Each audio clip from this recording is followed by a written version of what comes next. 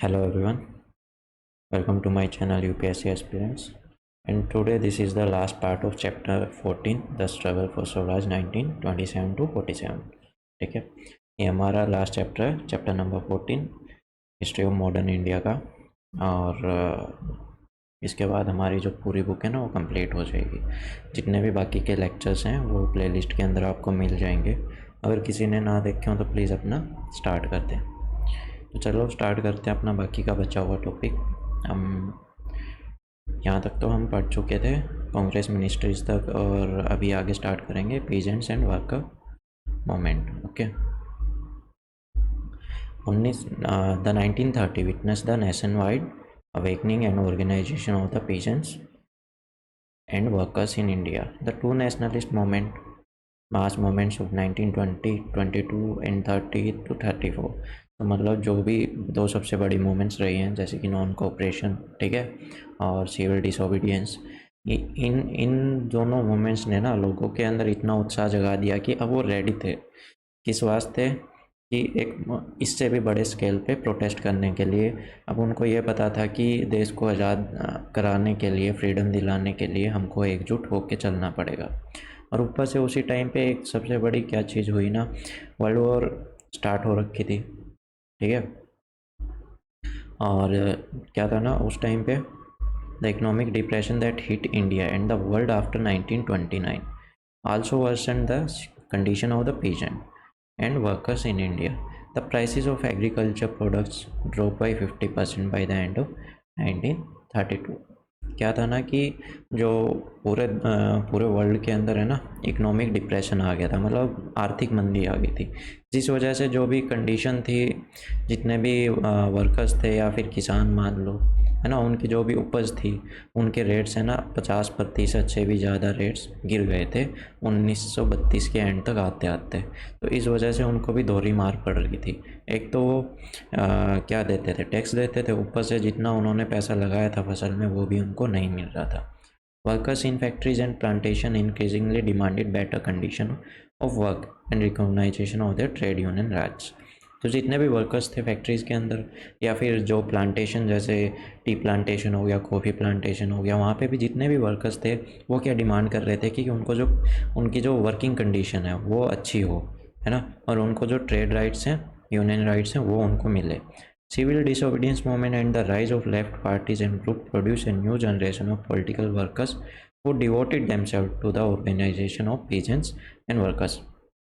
Civil disobedience movements और जो other groups थे उनकी वजह से इतने लोग इकट्ठा होने लगे, या फिर उनके अंदर इतनी समझ आ गई कि उन्होंने एक अपना अलग से ग्रुप बना लिया। और उन ऑर्गेनाइजेशन का क्या काम था कि जितने भी पीजेंट्स और वर्कर्स थे ना उनके प्रति, उनके लिए, मतलब उनके लिए, उनके बेटरमेंट के लिए काम करना, ये उन्होंने स्टार्ट कर दिया था। Consequently there was a rapid growth of trade unions in the cities and Kisan Sabha all over the country. क्या था ना उस टाइम पे काफ़ी ज़्यादा मात्रा में ट्रेड यूनियंस का गठन होने लग गया, ठीक है। सिटीज़ के अंदर भी किसान सभाएं बनने लगी, मतलब किसानों की यूनियंस बनने लगी पूरी कंट्री में, स्पेशली उत्तर प्रदेश, बिहार, तमिलनाडु, आंध्र प्रदेश, केरला, पंजाब, ठीक है। ये कुछ स्टेट्स थी, प्रोविंसेस थी जहाँ पे ये ज़्यादा मात्रा में, इनकी ज़्यादा नंबर्स के अंदर ये यूनियंस बन रही थी। The first all India peasant organisation, all India जो सबसे पहली पीजेंट ऑर्गेनाइजेशन थी या फिर ऑल इंडिया किसान सभा थी, वो कब फॉर्म हुई थी? 1936 के अंदर। किसकी प्रेसिडेंसी के अंडर में हुई थी? स्वामी सच्चिदानंद सरस्वती, ठीक है ना। इनके बारे में हम स्टार्टिंग के कुछ चैप्टर्स के अंदर पढ़ चुके हैं, अगर आप रिवाइज़ करोगे तो आपको फिर से पता लगेगा, ठीक है। इनकी प्रेसिडेंसी के अंडर में इसका गठन हुआ था, ऑल इंडिया किसान सभा। अब बात करते हैं कांग्रेस और वर्ल्ड अफेयर्स के बारे में। The third major development of the period 1935 to 39 was the increasing interest of Congress took in the world affair. अब कांग्रेस है ना अपना इंटरेस्ट किस में ले रही थी? पूरे वर्ल्ड के अंदर जो कहानियाँ चल रही थी, क्या इशू चल रहे थे, है ना, इम्पीरियलिज्म कितना ज़्यादा बढ़ रहा था या फिर कौन इसके अपोजिशन में था, इन चीज़ों में कांग्रेस काफ़ी ज़्यादा इंटरेस्ट लेने लग गई थी।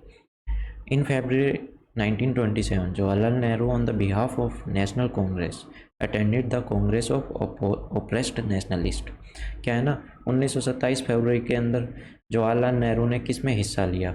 जो ओप्रेस नेशनलिस्ट की जो कांग्रेस थी ना, उसके अंदर हिस्सा लिया। किसकी तरफ से? नेशनल कांग्रेस की तरफ से। और जो कहाँ हुई थी? ब्रुसेल के अंदर हुई थी, है ना। किसने ऑर्गेनाइज़ की थी? जितने भी पॉलिटिकल रिवोल्यूशनरीज थे उन्होंने ऑर्गेनाइज़ करी थी। कहाँ के लोग थे वो थे एशिया, अफ्रीका, लैटिन अमेरिका। जो जैसे हम सफ़र कर रहे थे अंग्रेज़ों से, उनकी कंडीशन भी वैसी ही थी। वो भी इम्पीरियलिज्म से ऐसे ही सफ़र कर रहे थे। उनकी भी इकोनॉमिक और पॉलिटिकल कंडीशंस काफ़ी ख़राब थी। The Congress was called it to coordinate and plan their common struggle against the imperialism.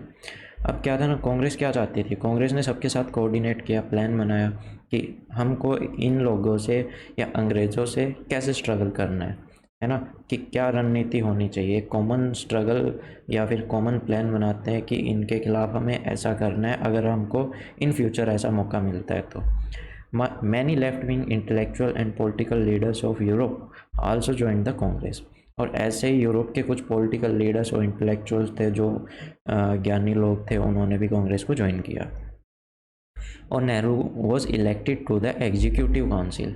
ठीक है, एग्जीक्यूटिव काउंसिल में नेहरू को इलेक्ट किया गया of the league against imperialism. ठीक है, जैसे कि जो एक लीग इन्होंने बनाई थी, ठीक है, किसके अगेंस्ट में? अंग्रेज़ों के अगेंस्ट में। उसकी जो एग्जीक्यूटिव काउंसिल थी उसके अंदर किसको चूज़ किया गया? नेहरू को, है ना। That was born at this Congress. जो ये ऊपर जहाँ पे ये मिलने गए थे ना इनके साथ में ब्रुसेल में, यहीं पे इस चीज़ का गठन हुआ था। 1927 के अंदर मद्रास सेशन हुआ नेशनल कांग्रेस का, जिसके अंदर नेशनल कांग्रेस ने वार्निंग दी किसको? गवर्नमेंट को, that the people of India would not support Britain. कि इंडियन जो लोग थे वो ब्रिटेन को किसी भी लड़ाई के अंदर सपोर्ट नहीं करेंगे। ठीक है, जो जिसके एम्स क्या थे? इम्पीरियलिस्ट एम थे, जिसके मतलब जो इंग्लैंड की तरफ से मतलब किसी भी देश में जाके धावा बोल देते थे और उधर इंडियंस अंग्रेज़ों की तरफ से लड़ते थे, तो उसमें इंडिया साथ नहीं देगा। इन 1927 के अंदर जापान ने अटैक कर दिया किस पे? चाइना पे। तो जो नेशनल कांग्रेस थी उसने रिजोल्यूशन पास कर दिया इंडियन कि जो भी जापानीज़ गुड्स हैं, जितने भी जापानी सामान है, उसका हम बहिष्कार करते हैं। और हम किसके साथ है? चाइना के लोगों के साथ। और जो वर्ल्ड वार के अंदर क्या था ना, जापान और ये सब अंग्रेज़ वगैरह सब एक साइड में थे। इस वजह से इंडिया ने इसका अपोजिशन में जाके खड़ी होगी। And in 1938 it sent a medical mission. 1938 के अंदर जो कांग्रेस है या फिर जो भारतीय थे, इन्होंने एक मेडिकल मिशन भेजा और उसका हेड कौन था? डॉक्टर एम अटल थे, जो कि कहाँ गए? चाइना के अंदर। और उन्होंने किसके साथ काम किया? चाइनीज़ आर्म फोर्सेस के साथ में। अब बात करते हैं जो नेशनल मूवमेंट उठी थी सेकेंड वर्ल्ड वॉर के टाइम पे, तो उसके बारे में। पहली बात तो सेकेंड वर्ल्ड वॉर कब से कब तक स्टार्ट हुई? सेकेंड वर्ल्ड वॉर स्टार्ट हुई थी 15 सितंबर 1939 से 2 सितंबर 1945 तक वो चली थी। The second world war broke out in September 1939। ठीक है, when Nazi Germany invaded Poland in the pursuance of Hitler's scheme for German expansion. अब क्या था ना, 1939 के अंदर जर्मनी ने अटैक कर दिया पोलैंड पे कि भाई हम जर्मनी का एक्सपेंड करेंगे, हम पोलैंड पे भी कब्जा करेंगे तो जर्मनी और बड़ी हो जाएगी। और वो इसका एक्सपेंड करते ही जा रहे थे। इससे पहले वो ऑस्ट्रिया को भी अपने कब्जे में ले चुके थे मार्च 1938 के अंदर। स्लोवाकिया को भी मार्च 1939 के अंदर अपने अंडर में ले चुके थे, उस पर कब्जा कर चुके थे। Britain and France which had tried their best to placate Hitler. जो ब्रिटेन और जो फ्रांस है, इन्होंने हिटलर को जितना हो सकता था दूर रखने की कोशिश करी, लेकिन फिर भी जाके ये पोलैंड के अंदर जा ही मिले। ठीक है, the government of India immediately join the war. जो इंडियन गवर्नमेंट थी, सीधी सी बात है, अगर अंग्रेज़ों पे कुछ बात आती थी तो यहाँ से ये हमारे फौजियों को भेजते थे और अपने देश की तरफ से लड़वाते थे। तो इन्होंने वही काम किया। इन्होंने बिना नेशनल कांग्रेस से पूछे इंडियंस के जितने भी फौजी थे उनको वार में ज्वाइन करवा दिया कि हाँ आप लड़ो, जिससे कांग्रेस लीडर्स थे वो काफ़ी नाराज़ हो गए। एंड कांग्रेस लीडर्स ने पूछा कि how it is possible for an enslaved nation to aid others in their fight for freedom. अब यहीं पे या कांग्रेस लीडर्स की भी बात सही थी, इन्होंने ये सीधी सी बात ये कही, जो देश खुद गुलाम है ना, जो देश खुद गुलाम है वो किसी दूसरे देश की फ्रीडम के लिए कैसे लड़ सकता है। They therefore demanded that the India must be declared free. तो इसलिए इन्होंने डिमांड की कि आप लड़ाई में हमारे सैनिकों को भेजने से पहले हमको आज़ाद घोषित कीजिए, ताकि हम एक आज़ाद कंट्री होके आपका साथ देने को तैयार हैं और इस वार के अंदर हम फिर एक्टिवली पार्टिसिपेट करेंगे। लेकिन ब्रिटिश गवर्नमेंट को ये मंजूर था नहीं, उन्होंने सीधी सी बात है ये डिमांड मानने से मना कर दी, है ना। और क्या करा ना, जो रिलीजियस माइनॉरिटी थी, जैसे कि जो कम, जिनकी क्वांटिटी कम थी, जो कम मात्रा में जो लोग थे, जैसे कि सिख हो गए या फिर मुस्लिम हो गए, उनको फिर से हिंदुओं के खिलाफ करने की कोशिश की। जो भी प्रिंसेस थे, राजा थे, जो अंग्रेज़ों के साथ मिले हुए थे, उनको कांग्रेस के खिलाफ करने का ट्राई किया। मतलब वही डिवाइड एंड रूल वाली पॉलिसी खेलने लगे, ताकि कांग्रेस उसमें उलझी रहे और इधर से इंडियन जितने भी सोल्जर्स हैं वो लड़ाई में भाग ले लें। इस चीज़ को देखते हुए कांग्रेस ने क्या करा ना, अपनी अपनी मिनिस्ट्री से रिजाइन कर दिया। इन अक्टूबर 1940 अक्टूबर 1940 को गांधी जी ने एक लिमिटेड सत्याग्रह करने का ऐलान कर दिया, जिसके अंदर कुछ सिलेक्टेड ही लोग थे। The satyagraha was kept limited so as not to embarrass Britain's war effort by the mass appeal in India. इसको मतलब लिमिटेड रखा गया, ताकि जो ब्रिटेन के वॉर एफर्ट्स हैं उनको ये ध्वस्त कर सके या फिर उनके अगेंस्ट में खड़े रहें, और कंट्री के अंदर ज़्यादा मतलब किसी प्रकार की कोई लड़ाई झगड़ा ना होए। Vinoba Bhave was the first to offer satyagraha. तो इसके अंदर विनोबा भावे सबसे पहले ऐसे थे जिन्होंने ये सत्याग्रह ऑफर किया या स्टार्ट किया। भाई मार्च 15 मई 1941 को 25,000 से ज़्यादा सत्याग्रहियों को जेल में डाल दिया गया अंग्रेज़ों के द्वारा, क्योंकि ये यही करते थे। इनको जब ये लगता था ना कि अब इनकी छुट्टी होने वाली है, ये फिर उठते, डंडे चलाते, है ना, लाठी चार्ज करते या फिर गोलियां चला देते और जेल में डाल देते थे। यही होता था, हर बार का यही सीन था। Two major changes in the world politics occur during 1941। तो उस टाइम पे दो सबसे बड़े चेंज हुए थे पूरे वर्ल्ड पॉलिटिक्स के अंदर 1941 में। एक तो था कि पोलैंड और बेल्जियम, हॉलैंड, नॉर्वे और फ्रांस इन द वेस्ट, ठीक है, और ईस्टर्न यूरोप को जर्मनी ने अपने अंदर ले लिया था, और साथ ही साथ में उन्होंने अटैक कर दिया था सोवियत यूनियन पे 22 जून 1941 को। और उसके साथ ही जापान ने भी अटैक कर दिया, 7 दिसंबर को एक सरप्राइज़ अटैक कर दिया था अमेरिकन जो फ्लीट थी पर्ल हार्बर में उसके ऊपर, और इस जो वार को ज्वाइन कर लिया था किसकी साइड से, जर्मनी और इटली की तरफ से, ठीक है। It quickly overrun the Philippine, ये मतलब ये लड़ाई वहाँ से चलती चलती फिलीपींस और इंडो चाइना, इंडोनेशिया, मलाया और बर्मा तक पहुँच चुकी थी। मतलब बर्मा तो भारत के उस टाइम पे साइड में ही था, ठीक है, अभी भी साइड में ही है। तो मतलब वहाँ तक ये बिल्कुल पहुँच चुके थे, मतलब भारत के जो सीमा थी वहाँ तक ये लड़ाई पहुँच चुकी थी। मतलब इन एनी टाइम ये इंडिया के अंदर एंटर हो सकते थे। इट ऑक्यूपाइड रंगून इन मार्च 1942। मार्च 1942 को रंगून पे कब्जा हो चुका था जापान का। This brought the war to India's doorstep, है ना, मतलब इंडिया के बिल्कुल नज़दीक ले आए थे। This recently released Congress leader denounce Japanese aggression. इस वास्ते फिर से कांग्रेस लीडर्स ने क्या करा ना कि जितने भी जापान का जो सामान था उसका बाइकआउट करना स्टार्ट कर दिया, है ना, और फिर से अंग्रेज़ों को, ब्रिटेन गवर्नमेंट को ऑफ़र दिया कि हम आपके साथ फुल्ली कोऑपरेट करेंगे और इंडिया के डिफेंस को बचाने में हेल्प मतलब कोशिश करेंगे, क्योंकि भारत को भी पता था हम फिर से किसी दूसरे या तीसरे के अंडर में जाके फिर से गुलाम नहीं होना चाहते थे। इसलिए इंडिया ने जितने भी कांग्रेस लीडर्स थे उन्होंने हेल्प ऑफ़र की, डिफेंस ऑफ़र किया कि या आप, है ना, हमको अभी पावर दे दो, हमारे हाथ में जितने जो गवर्नमेंट है वो हमारे हाथ में दे दो, और जो कंप्लीट इंडिपेंडेंस है वो आप इस वॉर के बाद में दे देना। लेकिन गवर्नमेंट, जो ब्रिटिश गवर्नमेंट थी, वो इतनी जल्दी ऐसे मानने वालों में से थे नहीं। और ब्रिटिश गवर्नमेंट को इंडियन सोल्जर्स की भी काफ़ी ज़्यादा नीड थी, क्योंकि पता है इंडियंस ही उनकी जितने भी देश थे अलग अलग जहाँ पे भी लड़ाइयाँ चलती थी उधर वही कोऑपरेट करते थे, वही बचाते थे। और जब इंडिया में अगर लड़ाई घुस गई तो फिर तो अंग्रेज़ों का क्या है, कुछ भी नहीं, मुट्ठी भर लोग हैं, इनको उखाड़ फेंकेंगे दूसरे आके, फिर तो इनका कुछ बचना है नहीं।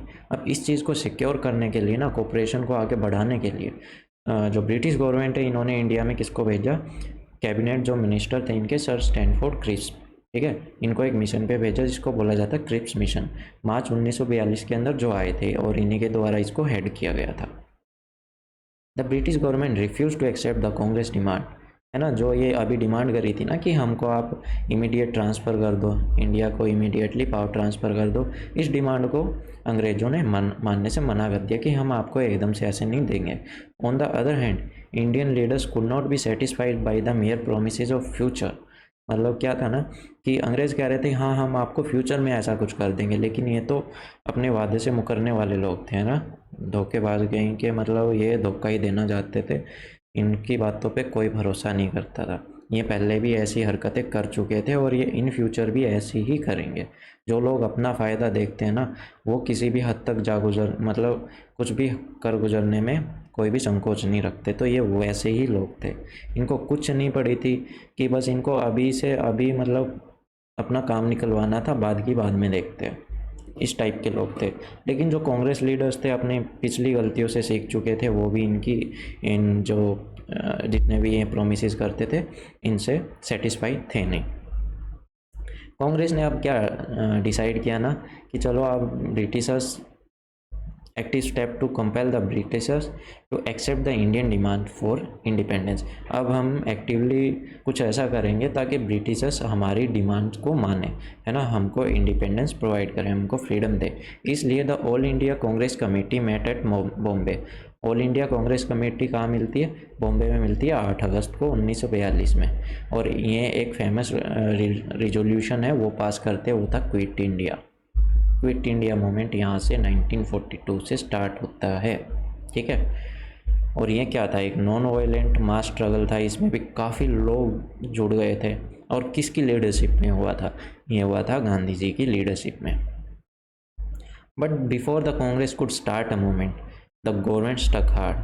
अब गवर्नमेंट फंस गई थी और इन्होंने क्या किया, अर्ली मॉर्निंग 9 अगस्त को ही गांधी जी और जितने भी बड़े बड़े कांग्रेस के लीडर्स थे सबको अरेस्ट कर लिया और इनको कुछ ऐसी डेस्टिनेशंस पे ले गए जहाँ जिसका किसी को कोई अता पता नहीं था, और कांग्रेस को फिर से इलीगल डिक्लेयर कर दिया।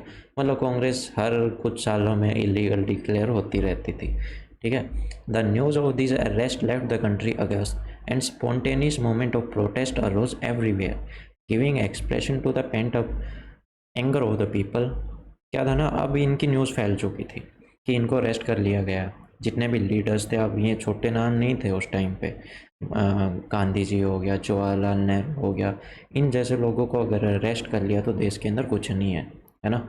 यही लीड करते थे पूरी जनता को कि किधर कैसे क्या चलना है, पूरी जनता इन्हीं पे भरोसा करती थी। अब ये नहीं थे तो पूरा देश गुस्से में हो गया और फिर से हर एक जगह प्रोटेस्ट स्टार्ट हो गए, जगह जगह ऑर्गेनाइजेशन बनने लगी, है ना। लोग जैसा रिएक्ट कर सकते थे उन्होंने किया। ऑल ओवर द कंट्री, पूरी कंट्री के अंदर हड़ताल थी, फैक्ट्रीज़ के अंदर स्ट्राइक्स थी, स्कूल कॉलेजेस वगैरह बंद थे, हर जगह पे गवर्नमेंट या पुलिस लाठीचार्ज कर रही थी, गोलियां तक चला रही थी। The government on its part went out to crush 1942 movement. मतलब गवर्नमेंट जिस तरह से मतलब कर सकती थी ना इसको क्रश करने के लिए, इस मोमेंट को ख़त्म करने के लिए उन्होंने वो किया। मतलब जो सारी हदें थी ना इन्होंने सब वो पार कर दी। इन्होंने प्रेस को बैन कर दिया कम्प्लीटली। 10,000 से ज़्यादा लोग पुलिस और मिलिट्री की फायरिंग में मारे गए थे। Rebellious villages had to pay huge sum as punitive fines and villages had to undergo mass floggings. अब क्या था, जितने भी जो गाँव ने अंग्रेज़ों के खिलाफ खड़े हुए थे, आवाज़ उठाई थी, उनके ऊपर बड़े बड़े हैवी फाइन्स लगाए गए कि भाई यही आपकी पनिशमेंट है, आपको ये फाइन्स भरने पड़ेंगे। और कई विलेजर्स गांव छोड़ के मतलब काफ़ी बड़ी बड़ी संख्या में दूसरे गाँवों में भागने लगे या छोड़ के चले गए। India had not witnessed such intense repression since the revolt of 1857। 1857 के बाद में ऐसा कभी हुआ नहीं था जैसा 1942 के अंदर हो रहा था। सुभाष चंद्र उसी टाइम पे सुभाष चंद्र बोस भी इंडिया से निकल चुके थे मार्च 1941 में। ये कहाँ गए थे? ये गए थे सोवियत यूनियन के पास मदद के लिए। बट सोवियत यूनियन ने किसको ज्वाइन कर लिया था? जर्मनी को। ठीक है, 1941 में तो ये फिर जर्मनी चले गए। इन फेब 1943 फरवरी 1943 में इन्होंने जापान को छोड़ दिया। जापान से चले गए क्या ऑर्गेनाइज करने के लिए कि एक मैं आर्मी बनाऊंगा, आर्म स्ट्रगल करूंगा।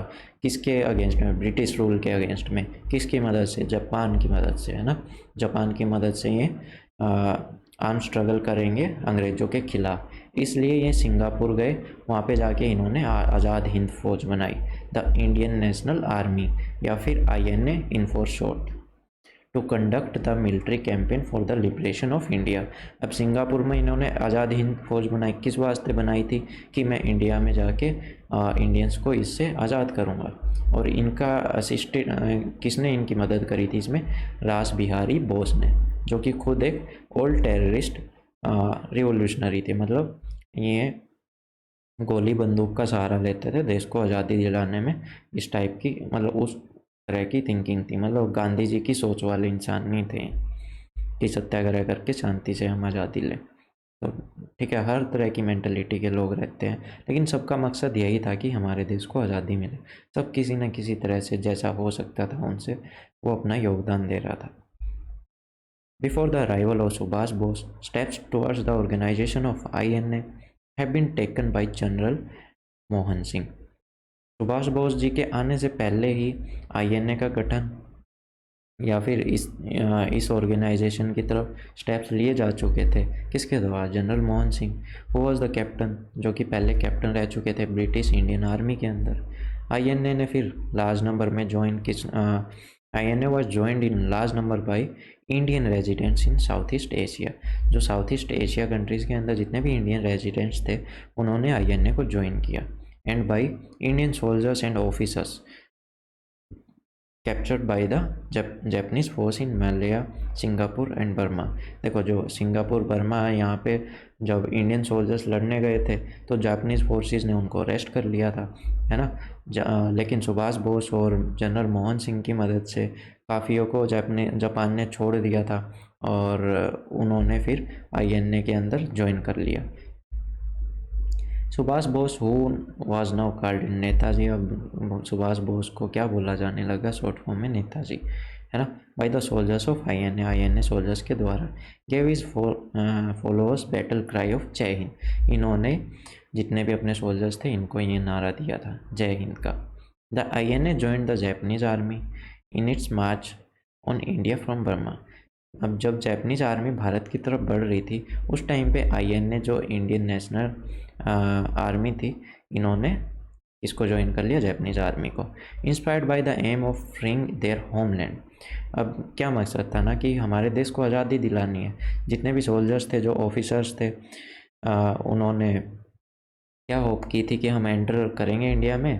किसके साथ में? सुभाष बोस के साथ में, जो कि हेड थे कि head of provisional government of free India, कि वो किसके हेड बनेंगे?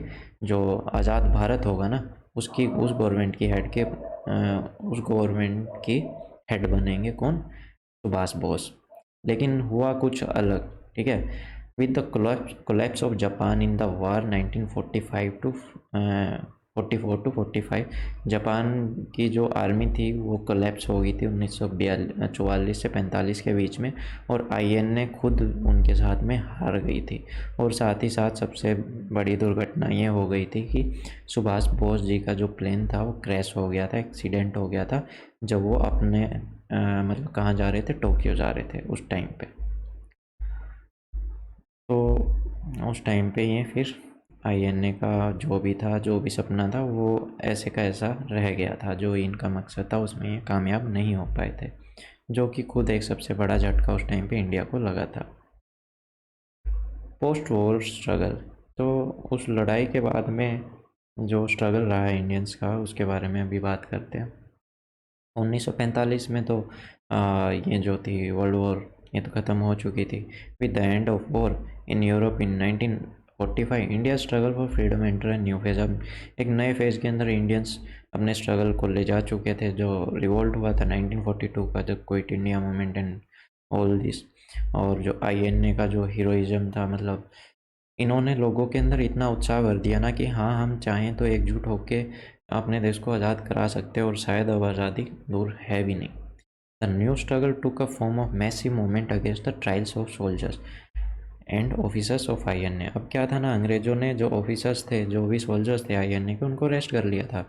अब लोगों में इतनी मतलब इनके लिए काफ़ी सहानुभूति थी कि हाँ, एक इंडियन नेशनल आर्मी है जो हमारे देश की है और जो हमको आज़ाद कराने के लिए आई थी। अब उसको अंग्रेज़ों ने पकड़ लिया। अब इसके उपलक्ष्य में क्या था ना, लोग गुस्सा हो गए और बड़े बड़े प्रोटेस्ट करने लगे। गवर्नमेंट ने डिसाइड किया कि इन सभी की ट्रायल हम कहाँ लेंगे, रेड फोर्ट पे लेंगे दिल्ली के अंदर। और कौन कौन थे, शाहनवाज खान, गुरदैल सिंह ढिल्लों, प्रेम सहगल, ये ऑफिसर्स थे किसके, आईएनए के, जिनको अरेस्ट किया गया था। ठीक है। और ये पहले खुद भी किस में थे, ब्रिटिशर्स, मतलब ब्रिटिश इंडियन आर्मी के अंदर ये पहले जॉब कर चुके थे। अब इनके ऊपर क्या एक्यूजेशन लगाए गए थे कि भाई आपने है ना ब्रिटिश क्राउन के साथ में गद्दारी की है और आप गद्दार हो, इसलिए आपको सज़ा दी जाएगी। ऑन द अदर हैंड, तो इसी की दूसरी तरफ जो इंडियंस लोग थे, इन्होंने इनका खूब बढ़ चढ़ के स्वागत किया। ठीक है, इनको नेशनल हीरोज़ की तरह माना कि हाँ भाई, आपने मतलब अंग्रेज़ों के ख़िलाफ़ खड़े होने की इतनी हिम्मत दिखाई, एक अलग से आर्मी बना ली थी। Huge popular demonstration demanding their release were held all over the country. बड़ी मात्रा में काफ़ी प्रोटेस्ट हुए, है ना, प्रेशर डाला गया गवर्नमेंट के ऊपर कि आप इनको छोड़ो। इवन द कोर्ट मार्शल के अंदर भी इनको गिल्टी बोल दिया गया था कि गिल्टी पाए गए थे, लेकिन फिर भी गवर्नमेंट इतनी मजबूर हो गई थी कि इनको आज़ाद कर दिया गया, इनको छोड़ दिया गया। The changed attitude of British government is explained by several factors. अब क्या था ना कि गवर्नमेंट है ना, अब अपने कदम पीछे लेने लग गई थी, लोगों को दिखने लग गया था। वरना ये लोग ऐसे थे ना, ये फांसी देने में पीछे नहीं हटते थे। भगत सिंह, सुखदेव, राजगुरु, इनको इन्होंने नहीं छोड़ा, इन्होंने फांसी दे दी। अगर वो टाइम, ये इस टाइम पे अगर वो मतलब उस टाइम पे ये सिचुएशन होती तो इतनी इनकी औकात नहीं थी कि मतलब ये उनकी तरफ आँख उठा के भी देख लें। फर्स्ट, अब ये इनका जो एटीट्यूड था ये कैसे बदला, है ना, इसके कुछ रीजंस हैं, वो पढ़ेंगे अभी हम। पहला था कि जो वार था ना, इसने, जो ये वर्ल्ड वॉर हुई थी, इसने काफ़ी कुछ चेंज कर दिया था। भले ही ब्रिटेन जीत गया हो इसके अंदर, लेकिन ठीक है, but the United states of America, Soviet union, ये भी वॉर के अंदर एक बहुत बड़ी पावर निकल के आए थे, जिस वजह से इंडिया को काफ़ी और मदद मिली थी कि हाँ, अगर ये देश कर सकते तो हम क्यों नहीं कर सकते, है ना। और ऊपर से ये देश भी इंडिया को की जो फ्रीडम है उसकी डिमांड करते थे। अब अंग्रेज़ों का ये भी हो गया था कि वो अपनी फ्रीडम जीत चुके हैं, और वो इंडिया अगर मदद मांगेगा तो पीछे हटने वाले हैं नहीं। एक मौका गया, मतलब एक मौका और ब्रिटिशर्स यहाँ से आउट।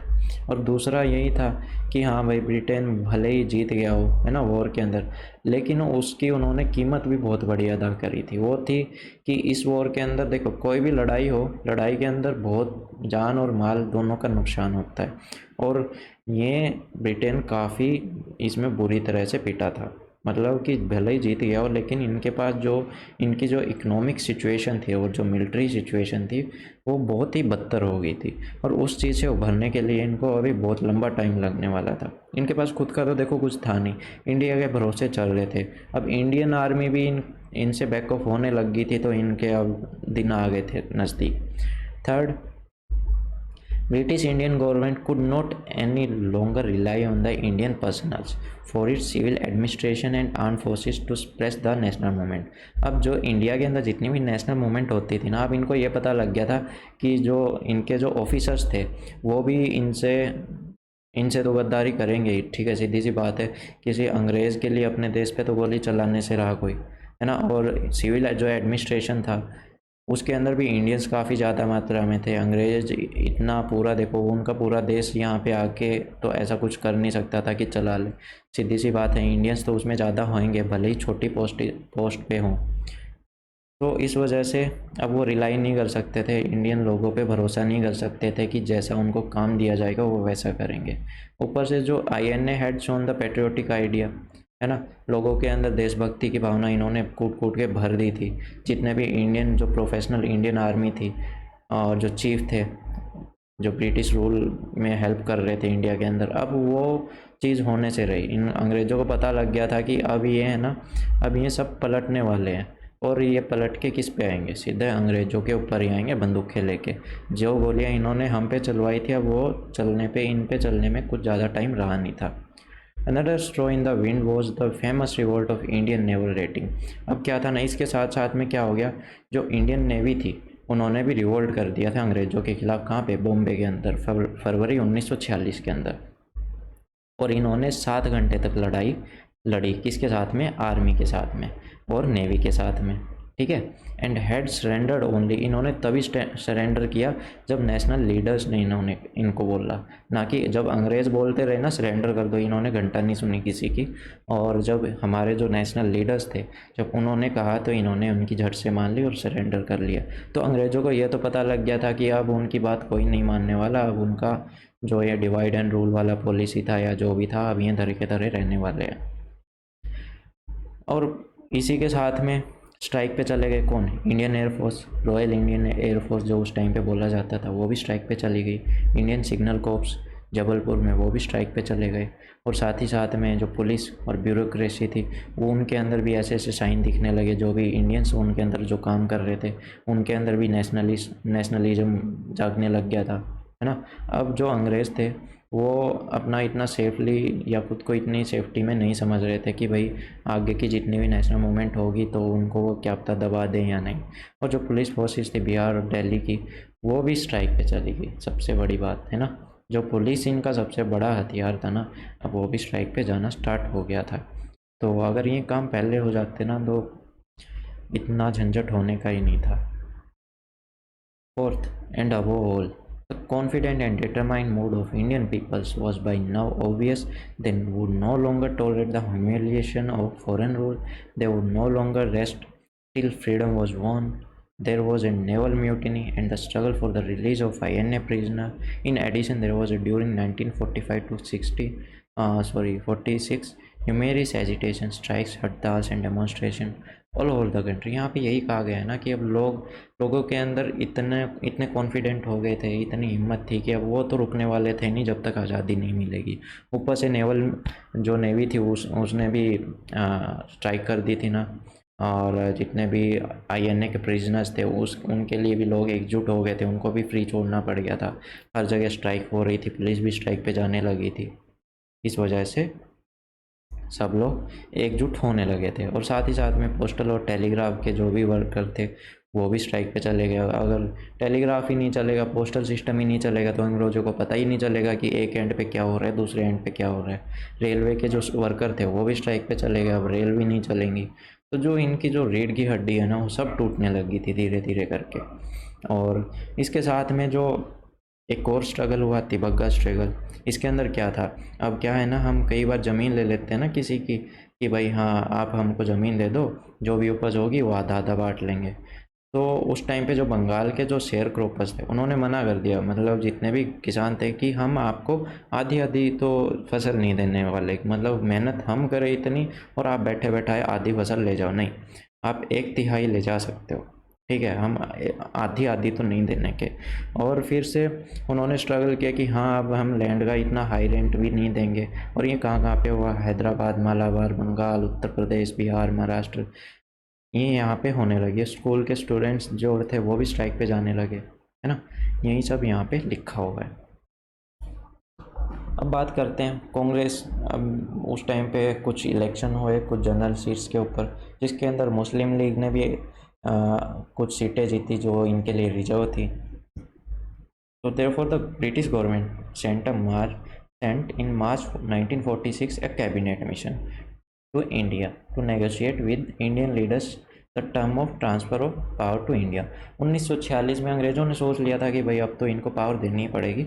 अब इन्होंने एक कैबिनेट मिशन इंडिया में भेजा जो कि इंडियन लीडर्स के साथ में नेगोशिएट करेगा कि उनको इंडियन पावर कैसे दी जाए, उनकी जो गवर्नमेंट है उनको कैसे सौंपी जाए। The cabinet mission propose 2-tier federal plan, ठीक है, इन्होंने एक फेडरल प्लान इनको प्रपोज किया जिसके अंदर क्या था कि आप नेशनल यूनिटी बना के रखेंगे, ठीक है। और जो रीजनल ऑटोनॉमी है कि जितने भी अलग अलग रीजन्स हैं वो अपने हिसाब से काम करेंगे, ऐसा आप मान के चलेंगे, रिकॉग्नाइज करेंगे। There was to be a federation of provinces and the states with federal center, मतलब एक सेंटर होगा, ठीक है, जो क्या कंट्रोल करेगा, डिफेंस कंट्रोल करेगा, फॉरेन अफेयर्स कंट्रोल करेगा और कम्युनिकेशन, ठीक है। At the same time individual जो प्रोविंसेस है वो अपना रीजनल अपना काम खुद से कर सकता है, उसके खुद के मतलब, या तो अगर उसको सेंटर के साथ में काम करना है तो वो अपनी मर्ज़ी से अपने म्यूचुअल एग्रीमेंट के साथ में आपके साथ में काम कर सकता है। Both national Congress and the Muslim League accepted this plan, दोनों ने ये प्लान एक्सेप्ट कर लिया। But the two could not agree on the plan for the interim government.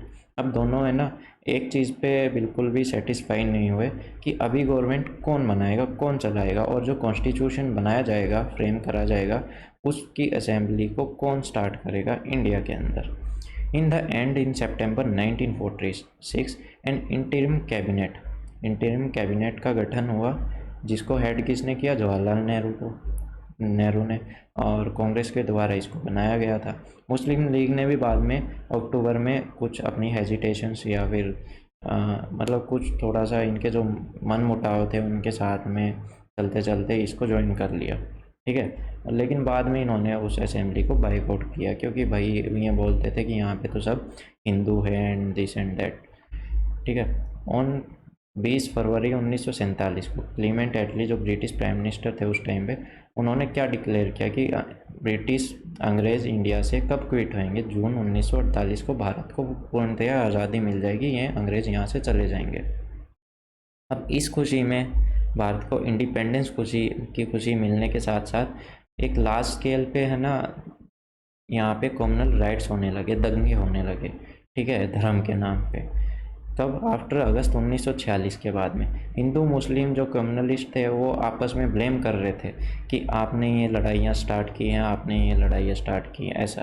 और महात्मा गांधी, जिनको इस चीज़ से काफ़ी आहत हुआ था, काफ़ी दुख पहुंचा था, इन्होंने फिर क्या है ना अपनी पैदल यात्रा स्टार्ट कर दी, कहाँ की, ईस्ट बंगाल की, बिहार की, कि मैं देखूँ वहाँ पे क्या हालात है, कितना बुरा हुआ है लोगों के साथ। और कुछ हिंदू और मुस्लिम अच्छे लोग भी थे जिन्होंने इस लड़ाई को रोकने में अपनी जान गंवा दी।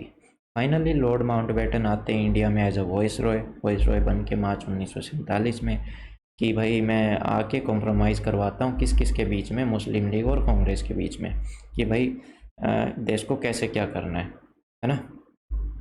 अब इन्होंने क्या तर्क दिया कि हाँ चलो हम देश को आज़ाद कर देंगे, लेकिन यूनाइटेड नहीं, एकजुट नहीं, आप देश के दो हिस्से कर दो, ऐसा। तो ये बीज इनके बोए हुए थे। India was to be partition, कि इंडिया के दो हिस्से होंगे, ठीक है। एक नया स्टेट बनेगा जिसको बोला जाएगा पाकिस्तान, जो कि किसके साथ, जैसे ही भारत को आज़ादी मिलेगी उसके साथ ही उसको भी आज़ाद कर दिया जाएगा। द नेशनल लीडर्स एग्री हो गए थे इस बात पे कि ठीक है, जो ये लार्ज स्केल पे जितने भी दंगेबाजी हो रहे हैं ना, अगर इनको रोका जा सके, अगर ये इसी वास्ते रुक जाएंगे कि हाँ भाई इन दोनों को अलग अलग किया जाए, अगर इसी में इनको खुशी मिलती है तो ठीक है हम करेंगे ये भी। वरना अगर ये सब सीन नहीं होता ना, आज भारत और पाकिस्तान एक होते, और जो वहाँ की जो इकोनॉमिक कंडीशन है ना, शायद आज इतनी बदतर नहीं होती। मतलब अभी तो बिल्कुल ही बहुत ही ख़राब हो रखा है सब कुछ। तो सोचो अगर वो सीन ना होते तो आज कितना अच्छा होता। But they did not accept the two nation theory, कि हम ये two nation theory, they did not agree to hand over. देखो इस चीज़ पे एग्री नहीं हुए कि हम 1/3 हिस्सा जो मुस्लिम लीग है इनको देते, है ना। अब जो कांग्रेस लीडर्स थे इन्होंने क्या बोला ना कि हम इनको वही हिस्सा देंगे, वही पाकिस्तान देंगे जहाँ पे मुस्लिम है ना जो सबसे ज़्यादा नंबर में रहते हैं, लाइक पंजाब हो गया, बंगाल हो गया, पंजाब जो सिंध एरिया हो गया है ना, बंगाल, असम, यहाँ पे मुस्लिम्स काफ़ी ज़्यादा संख्या में थे। तो आप ये एरिया पाकिस्तान अनाउंस कर सकते हो कि ये पाकिस्तान होगा।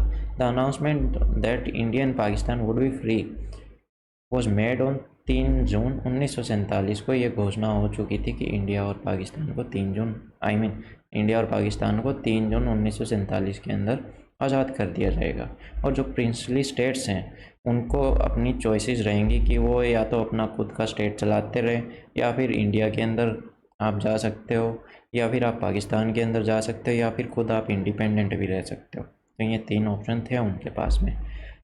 Under the pressure of popular state people's movement and guided by masterful diplomacy of Sardar Patel, लोगों के प्रेशर और सरदार पटेल की अहम भूमिका के मद्देनज़र, जो उस टाइम पे होम मिनिस्टर थे, काफ़ी स्टेट्स ने इंडिया को चुना और वो इंडिया में जाके मिल गए। The Nawab of Junagadh, Nizam of Hyderabad, Maharaja of Jammu and Kashmir, ये कुछ टाइम के लिए बैक ऑफ रहे कि ये अपना इंडिपेंडेंटली चलाएंगे, है ना। लेकिन बाद में नवाब ऑफ जूनागढ़ थे, जो कि स्मॉल स्टेट थी किसके किनारे पे, काठियावाड़ स्टेट के किनारे पे। इन्होंने अनाउंस किया कि हम पाकिस्तान के अंदर जाके मिलेंगे, लेकिन जो वहाँ के जो लोग थे वो इंडिया को ज्वाइन करना चाहते थे। तो इन द एंड क्या हुआ ना, इंडियन ट्रूप्स जो थे, जो भारतीय सैनिक थे, वो घुस गए स्टेट के अंदर और वहाँ पे जाके उन्होंने रेफरेंडम करवाया, प्लेबिस्टिक करवाया कि भाई देखे लोग किस फेवर में जाना चाहते। तो लोगों ने इंडिया को चुना और फिर इंडिया जो क्या कहते हैं, जो नवाब और जूनागढ़ है, या फिर जूनागढ़ को इंडिया के अंदर ज्वाइन करवा दिया गया। और जो निज़ाम ऑफ हैदराबाद है, उन्होंने अटेम्प्ट किया कि हाँ इंडिपेंडेंट रहूँगा मैं किसी में नहीं मिलूँगा, लेकिन उसको फोर्सफुली बाद में 1948 के अंदर इंडिया के अंदर मिला दिया गया, क्योंकि वहाँ पे अंदर खुद हैदराबाद के अंदर बहुत बुरी तरह से रिवोल्ट स्टार्ट हो गए थे, दंगे फसाद स्टार्ट हो गए, जो कि तेलंगाना एरिया के अंदर हुआ था। उस टाइम पे जो इंडियन सैनिक थे वो कहाँ पे एंटर हो गए थे, हैदराबाद के अंदर, ताकि भाई ज़्यादा जान माल का नुकसान लोगों का हो ना। और फिर बच गए लास्ट जो महाराजा ऑफ कश्मीर थे, उन्होंने भी काफ़ी लंबे समय तक अवॉइड किया कि मैं किसी में नहीं मिलूँगा। लेकिन बाद में क्या हुआ ना, जो पठान थे और या फिर फोर्सेस थी पाकिस्तान की, उन्होंने कश्मीर पे हमला करना स्टार्ट कर दिया, ठीक है। और फिर उसको इसके मद्देनज़र जो कश्मीर के जो राजा थे, उन्होंने इंडिया में शामिल होने की पेशकश की इन अक्टूबर 1947, और जो कश्मीर है या फिर जम्मू कश्मीर है उसको भारत के अंदर मिला दिया गया। ऑन 15 अगस्त 1947 इंडिया ने जो अपना पहला दिन था आज़ादी का, वो सेलिब्रेट किया। The sacrifice and generation of patriots and the blood of countless martyrs had borne fruit. अब क्या है ना, काफ़ी लोगों ने अपनी जान दी है, सेक्रीफाइस किए हैं, शहीद हुए, कितने भगत सिंह हो गए, राजगुरु, कितने लीडर्स ने अपनी जान इस देश के लिए कुर्बान की है ना। तभी जाके आज हम इतने आज़ाद बैठे हैं, अपनी मन मर्जी का हम पढ़ते हैं, कहीं भी ट्रैवल करते हैं, हम पे कोई रोक टोक नहीं है। तो आप सोच नहीं सकते कि कितने लोगों ने अपनी जान दी है इस चीज़ के लिए, अपना बचपन छोड़ा है। तो अब देखते हैं, फिर बाद में बात आती है कॉन्स्टिट्यूशन की। तो उसको फ्रेम किसने किया था, बी आर अम्बेडकर ने। किसकी गाइडेंस में, कॉन्स्टिट्यूएंट असेंबली के अंडर जवाहरलाल नेहरू और बी आर अम्बेडकर की गाइडेंस में। कॉन्स्टिट्यूशन कब इंट्रोड्यूस हुआ, 26 जनवरी 1950 के अंदर, जिसके अंदर कुछ बेसिक प्रिंसिपल थे, certain basic principle and values. अब इंडिया क्या था, सेक्युलर था, धर्मनिरपेक्ष कंट्री हो गया है ना, डेमोक्रेटिक लोकतांत्रिक देश हो गया, और एक गणतंत्र देश रह गया भी, जिसके जो किस बेस पे काम करेगा, पार्लियामेंट्री सिस्टम हमने अपनाया था, जिसके अंदर क्या था, जो भी जितना भी अडल्ट लोग हैं उनको वोटिंग राइट्स हमने दिए, मतलब इक्वल राइट्स दिए, किसको, मैन और वुमेन को, जो भी अडल्ट थे। और साथ ही साथ इंडियन सिटीजन्स को सम सर्टेन फंडामेंटल राइट्स दिए, right to freedom speech expression, है ना, right to freedom to assemble peacefully, form association, freedom to acquire and hold property. कुछ ऐसे राइट्स थे जो हमने दिए लोगों को। The constitution also laid down certain directive principle of state policy, जो कि कोर्ट में एनफोर्सिबल नहीं है, कि अगर ये लागू नहीं किए गए तो आप कोर्ट में जाके नहीं खड़े हो सकते कि हाँ इनको लागू करवाए। अनलाइक जैसे कि फंडामेंटल राइट्स के अंदर होता है, अगर उनका हनन होता है तो हम कोर्ट के अंदर चले जाते हैं अंडर आर्टिकल 32। लेकिन ये ऐसा यहाँ पे नहीं था कि आप डायरेक्टिव प्रिंसिपल जो होती थी स्टेट पॉलिसी के अंदर, उनके लिए आप कोर्ट में नहीं जा सकते थे। ये सिर्फ गाइडेड प्रिंसिपल थे। इनका क्या काम था ना, कि स्टेट कोई भी लॉ बनाए तो इनको मद्देनज़र रखते हुए बनाया जाए, ताकि लोगों को, मतलब उनको जितनी भी फैसिलिटीज़ हैं, जो भी सुख सुविधाएं हैं, वो मिलती जाए, और उनका अपलिफ्टमेंट हो, एजुकेशन हो या कुछ भी हो, हर तरह से लोगों के लिए, या फिर लोगों को सोच के मद्देनज़र रख के उनके बेनिफिट के लिए जो कानून बनाए जाते हैं उनके अंदर directive principle of state policy या DPSP का ध्यान रखा जाए। तो ये था हमारा लास्ट चैप्टर नंबर 14। इसी के साथ जो हमारी history of modern India by Bipin Chandra पूरी बुक कंप्लीट हो जाती है। इस पूरी बुक की जितने भी क्लासेस हैं आपको मिल जाएंगी मेरी प्लेलिस्ट के अंदर। तो ये मेरी पहली बुक है जो मैंने मतलब कंप्लीट करवाई है, और आगे भी मैं अभी स्टार्ट करने जा रहा हूँ इंडियन पॉलिटी। तो देखते हैं, अगर कोई भी कमी लगी हो, कोई भी क्वेश्चन हो, कोई भी इशू हो, आप कमेंट सेक्शन में ज़रूर मेरे से पूछ सकते हैं। हो सकेगा तो मैं अपना इंस्टाग्राम हैंडल और टेलीग्राम आईडी है वो भी कमेंट सेक्शन में पिन कर दूँगा। तो थैंक यू, आप लोग यहाँ तक मेरा साथ दिया, ठीक है। और वीडियो अच्छी लगी हो तो ज़रूर लाइक कीजिएगा, चैनल सब्सक्राइब ना किया हो तो प्लीज़ कीजिएगा। Thank you, have a nice day.